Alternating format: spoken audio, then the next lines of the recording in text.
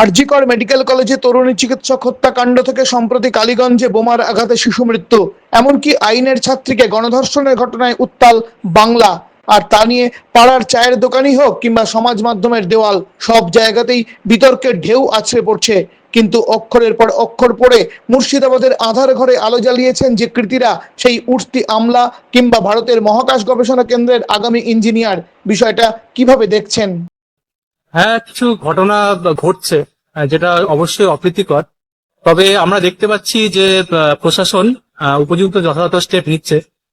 আরজিকর কাণ্ড কিংবা আরজি কাণ্ড এখন রিসেন্টলি ঘটেছে, এবং আমি বিশ্বাস করি যে সময়ের সাথে সাথে প্রশাসন এবং আমাদের বিচার ব্যবস্থা একসাথে মিলে উপযুক্ত যথাযথ স্টেপ নেবে। এবং আমাদের রাজ্য এখন আমরা যতটা ভাবছি যে খারাপ অবস্থা থাকতে মানে নেই, অতটা এইটা আস্তে আস্তে অবশ্যই এটা ডেভেলপ করবে আরো, এবং ভবিষ্যতে এরকম অপ্রীতিকর ঘটনা যাতে না ঘটে সে ব্যাপারটা আমি আশা করছি প্রশাসন এবং সরকার দেখে নেবে।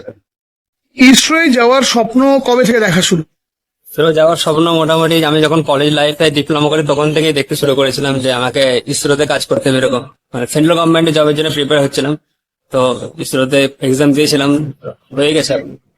বর্তমান সময়ে শিক্ষাঙ্গন যেভাবে রক্তাক্ত হচ্ছে, বিশেষ করে ল কলেজের মধ্যে এক ছাত্রীর গণধর্ষণ হওয়া, একজন ডাক্তারি পড়ুয়ার মৃত্যু, প্রত্যেকটা বিষয়ে কিভাবে দেখছো? আমি খুব দুঃখ ফিল করছি এটা দেখে। এখন প্রশাসনকে সেরকম ব্যবস্থা নেওয়া দরকার। এখনকার স্কুল কলেজে এরকম না হয় উচিত, খুবই দুঃখিত। এগুলো তো একদমই হওয়া দরকার না, কারণ শিক্ষার হচ্ছে স্কুল বা কলেজ হচ্ছে বিদ্যার মন্দির। আমরা মন্দিরে এসব নোংরামো কাজ একদম মানে খুবই দুঃখজনক ব্যাপার একটা। এগুলো থামা দরকার।